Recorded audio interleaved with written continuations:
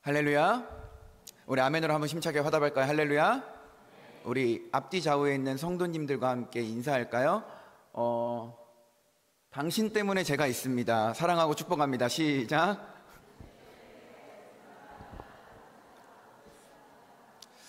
자, 안 하시는 분이 있네요. 다시 한번 하겠습니다. 당신 때문에 제가 있습니다. 사랑하고 축복합니다. 시작.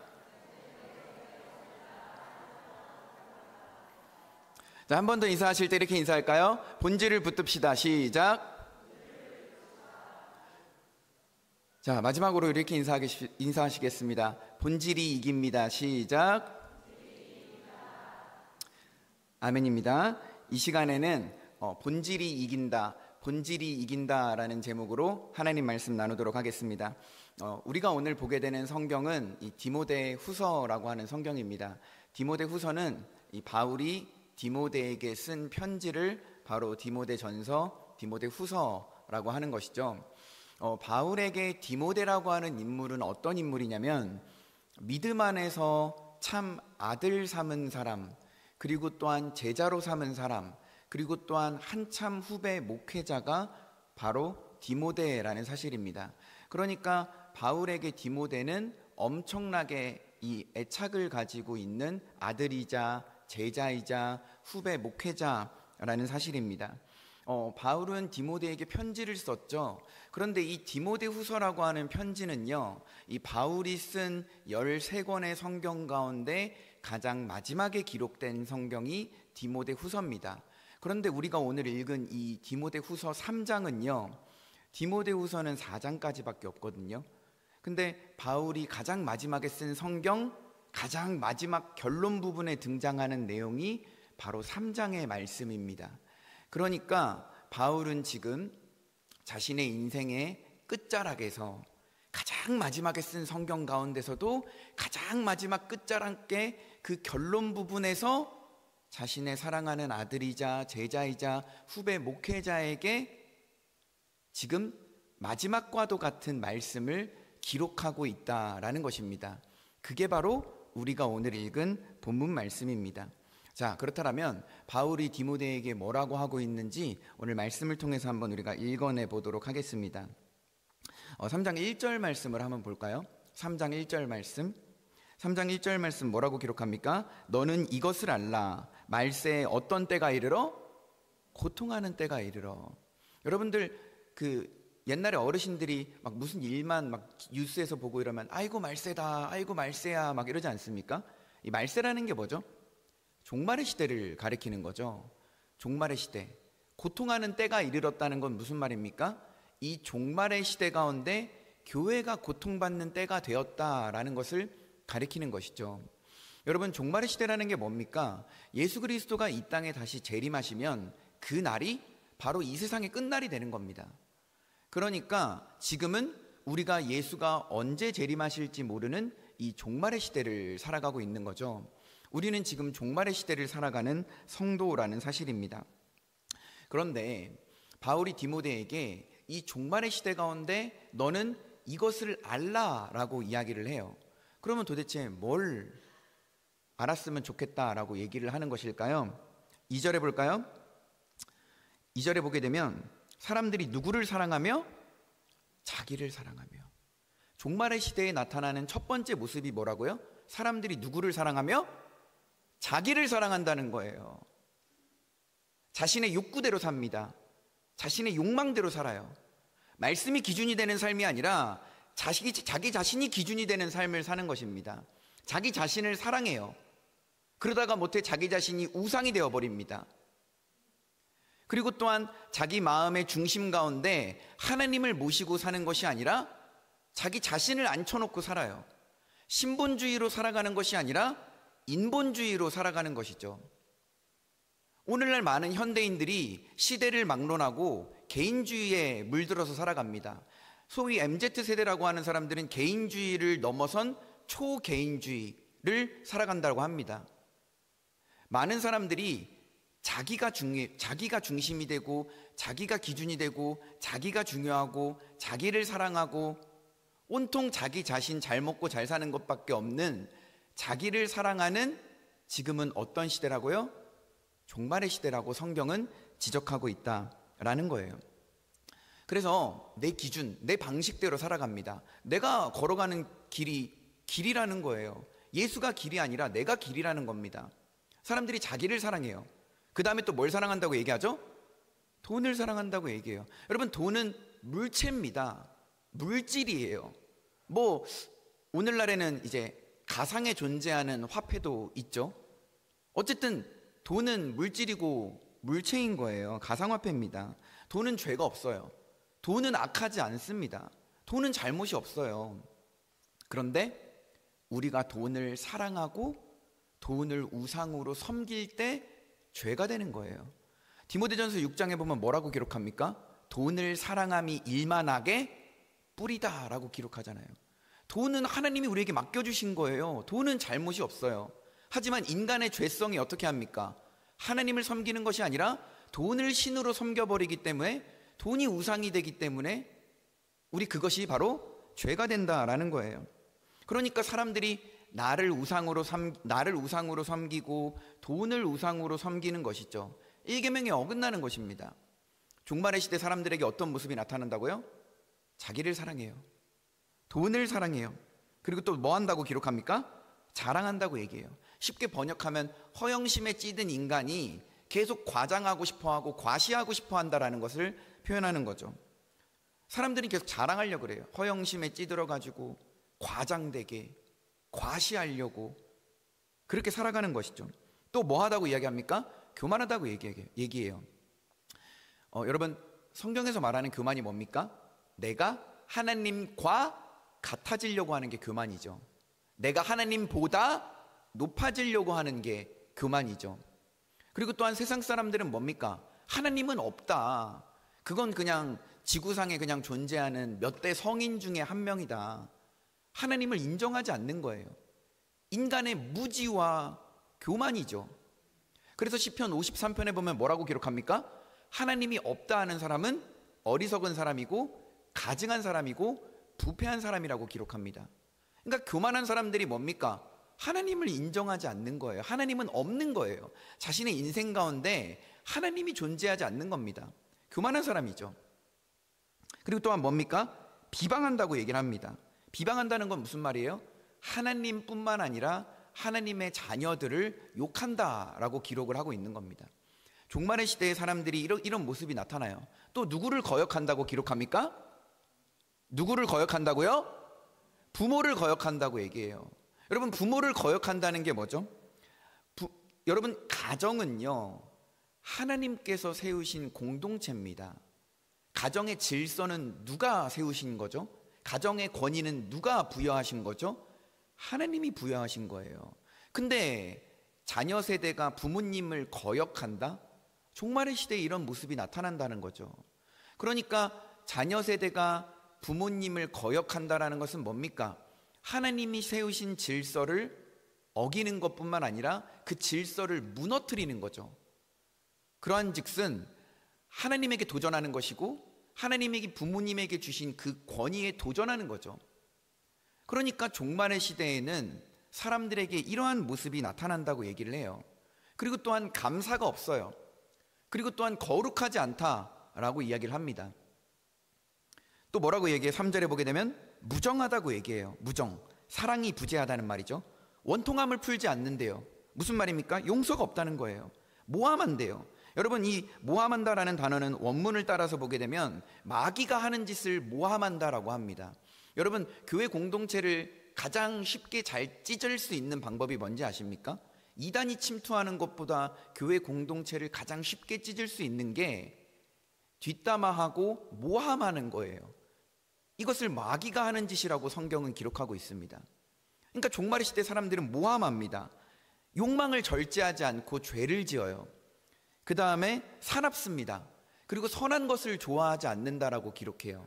선한 것을 좋아하지 않는다라는 것은 그냥 나는 선한 것을 선호하지 않아, 선한 것은 내 취향이 아니야 라고 이야기하는 게 아니라 원문에 따라 번역하면 선한 것을 미워한다라고 기록을 합니다. 선한 것을 단순히 좋아하지 않는 게 아니라 미워하는 거예요. 그리고 또한 뭡니까? 배신합니다. 가룟 유다가 예수님께서 가룟 유다의 배신을 예고할 때 이 배신하다라는 단어를 썼거든요. 그리고 조급해요. 그리고 또한 자만합니다. 자기 중심적이라는 거죠. 그리고 또한 뭐라고 기록합니까? 쾌락을 사랑하는 것이 하나님을 사랑하는 것보다 더하다라고 기록을 하고 있다라는 거예요. 그러니까 사람들이 어떻게 살아가고 있습니까? 종말의 시대에는 여러 가지 모습이 나왔지만 대표적으로 자기를 사랑하고 돈을 사랑하고 쾌락을 사랑하는 것이 하나님을 사랑하는 것보다 더하다고 바울은 디모데에게 이것을 네가 알았으면 좋겠다라고 하면서 종말의 시대의 모습을 가르치고 있다라는 거예요. 또한 어떤 것을 가르칩니까? 5절 말씀해 볼까요? 경건의 모양은 있으나 경건의 능력은 부인하니 이 같은 자들에게서 내가 뭐하라? 돌아서라 라고 이야기를 하는 거예요. 종말의 시대의 사람들의 모습은요, 경건하지 않다라고 이야기를 합니다. 여러분, 경건이라는 단어가 무슨 뜻일까요? 경건. 이 많은 사람들이 오해하고 착각하는 게 경건이라고 하면 뭔가 좀 점잖고 얌전하고 좀 뭔가 좀 조용하고 막 어떤 수행을 하는 사람이 어떤 경지에 이르렀다라고 했을 때 막 뭔가 경건하다라고 생각을 하거든요. 근데 성경에서 말하는 경건은 두 가지 뜻이 있습니다. 첫째, 하나님을 사랑하는 게 경건이에요. 둘째, 하나님을 두려워하는 것이 경건입니다. 그러니까 경건하다라는 말은 무슨 말이냐면 하나님을 사랑하는 마음과 하나님을 두려워하는 마음을 가지는 것이 경건이라는 거예요. 근데 종말의 시대의 사람들에게 경건한 모습이 있다고 말합니까? 없다고 말합니까? 없다고 말하는 거예요. 하나님을 사랑하는 사람이 없어요. 하나님을 두려워하는 사람이 없습니다. 하나님을 사랑하지 않고 뭘 사랑합니까? 자기 자신을 사랑하고 돈을 사랑하고 쾌락을 사랑해요. 하나님을 두려워하지 않아요. 그러니까 하나님이 세우신 질서를 어기고 질서를 무너뜨리고 그 질서에 도전하고 권위에 도전하는 것이죠. 하나님 앞에 역모를 저지르는 것입니다. 그리고 하나님이 두렵지 않으니까 어떻게 합니까? 하나님이 싫어하시는 모습들, 죄악된 모습들을 끊임없이 저지르는 거예요. 왜요? 하나님이 없다고 생각하고 두렵지조차 않으니까. 자기 죄성에 이끌려서 본능대로, 욕구대로, 욕망대로 타락한 인간의 모습을 여실히 보여주고 있다라는 거예요. 종말의 시대의 사람들은 경건하지 않아요. 하나님을 사랑하지 않고 하나님을 두려워하지 않는 모습이 나와 있다라는 것입니다. 그런데 5절 말씀 맨 끝에 보게 되면 뭐라고 바울이 얘기하냐면 경건하지 않는 사람에게서 네가 뭐 하라고 기록합니까? 돌아서라 라고 기록해요. 그러니까 경건하지 않는 모습에서 떠나라는 거죠. 경건하지 않는 모습에서 떠나고 경건하지 않는 사람들에게서 떠나라는 겁니다. 그런데 내가 돌아서라 라고 기록을 하지 않습니까?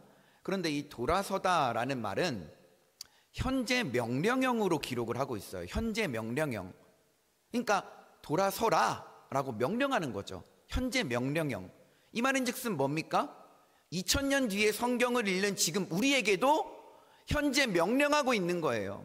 종말의 시대를 살아가는 성도들이요, 당신들의 삶이 지금 하나님을 사랑하지 않는다면, 하나님을 두려워하지 않는다면 그러한 삶에서 떠나라는 거예요.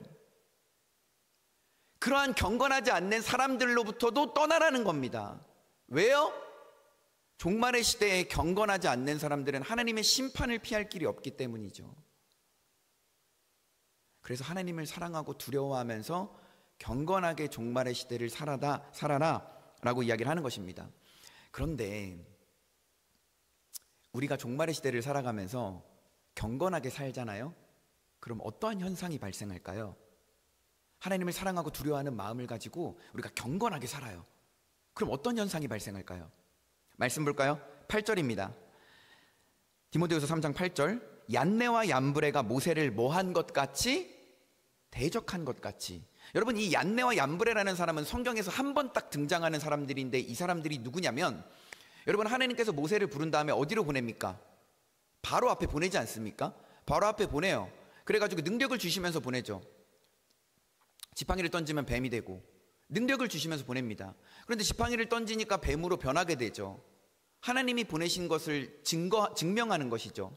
근데 이 애굽의 마술사 2명이 이 모세가 부린 능력을 따라하면서 조롱하기 시작합니다.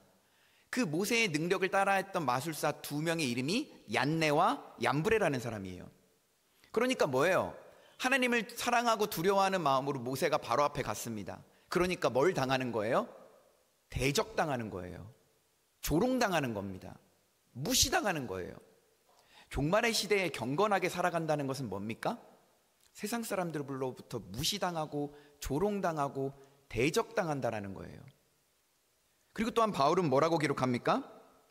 경건하게 살면 박해를 당한다고 기록을 해요. 경건하게 살면 뭘 당한다고요? 박해를 당해요.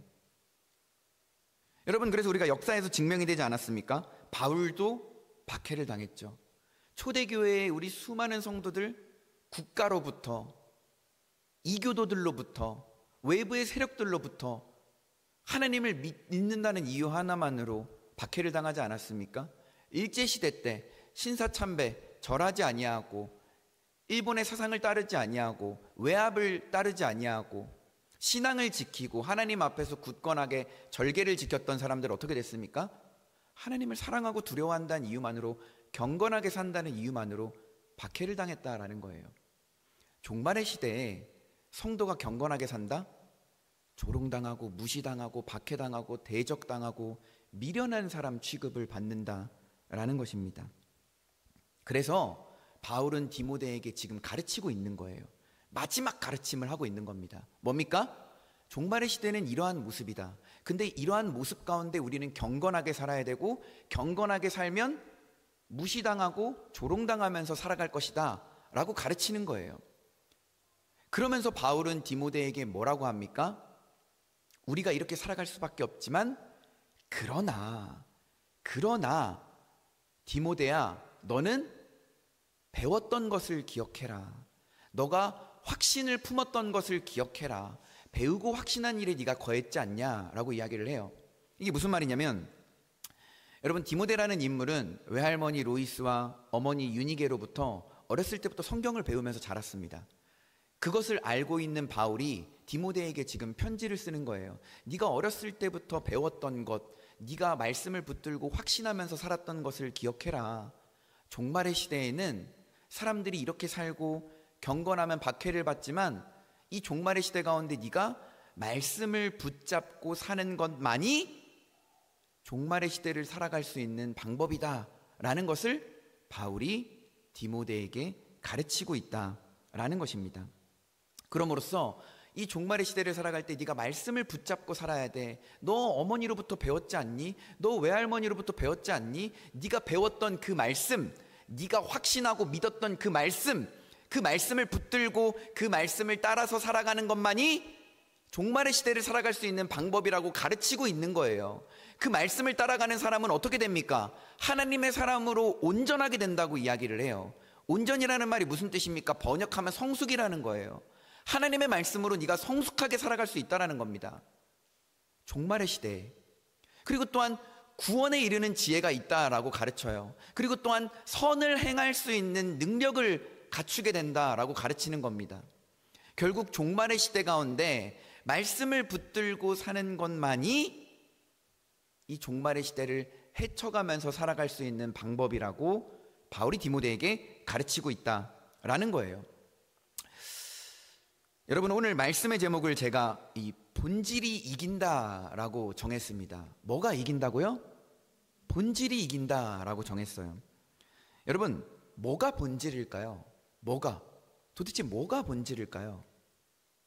경건이라는 것을 찾아볼 수 없는 이 시대, 하나님보다 쾌락을 더 사랑하는 이 시대 가운데 뭐가 본질입니까? 하나님의 말씀을 붙들고 사는 것이 본질입니다. 아멘이십니까? 여러분, 이 종말의 시대 가운데 하나님 말씀을 붙들고 살아가시기를 주님의 이름으로 축원합니다. 아멘이십니까? 하나님의 말씀을 붙들고 살아가는 것이 본질이에요. 그런데 여러분, 본질을 붙들고 살잖아요?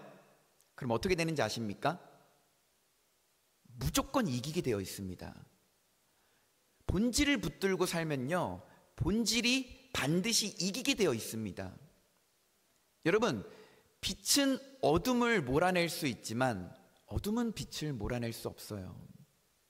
여러분, 세상에 비본질적인 것들이 얼마나 많습니까? 자기 사랑하고 돈 사랑하고 하나님을 대적하고 교만하고 자만하고 이러한 것들은요, 절대로 하나님의 말씀을 이길 수 없다라는 거예요.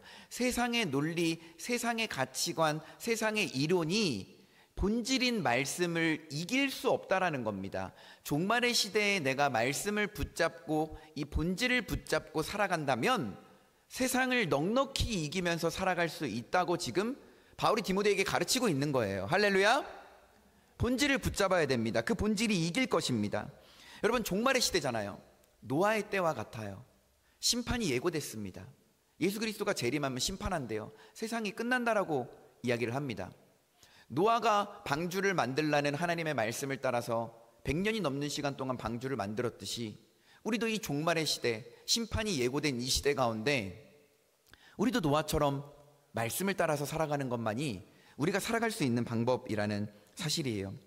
그런데 아까도 말씀드렸다시피 경건하게 살면 조롱당하고 박해를 당한다라는 거예요. 세상 사람들은 우리에게 경건하게 사는 너네들을 손가락질하면서 욕할 것이라는 사실입니다.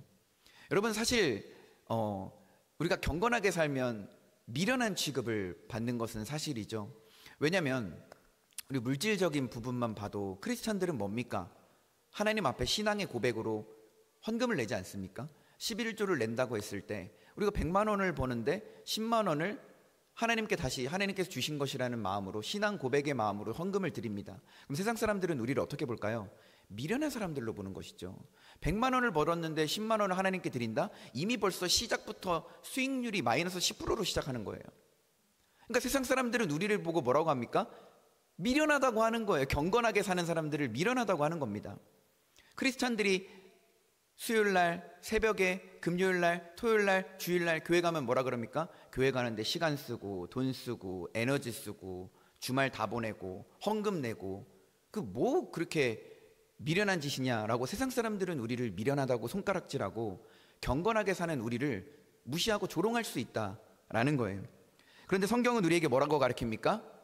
고린도전서 1장 8절에서 십자가의 도가 멸망하는 자들에게는 미련한 것이지만 구원을 받는 우리에게는 하나님의 능력이라고 이야기를 하는 거예요.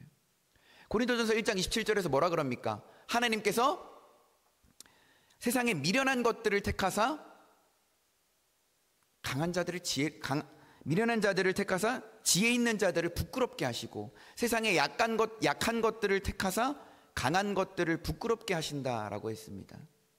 세상 사람들이 볼 때 경건하게 살고 말씀의 본질을 붙잡고 신앙의 절개를 지키면서 살아가는 것이 이 종말의 시대에 미련한 것이지만 그것이 이기는 것이고 그것이 지혜로운 것이고 그것이 우리를 구원에 이르게 하고 그것이 우리를 하나님의 사람으로 성숙하게 하고 그것이 하나님께 영광이 되는 삶을 살아가게 한다라는 것입니다.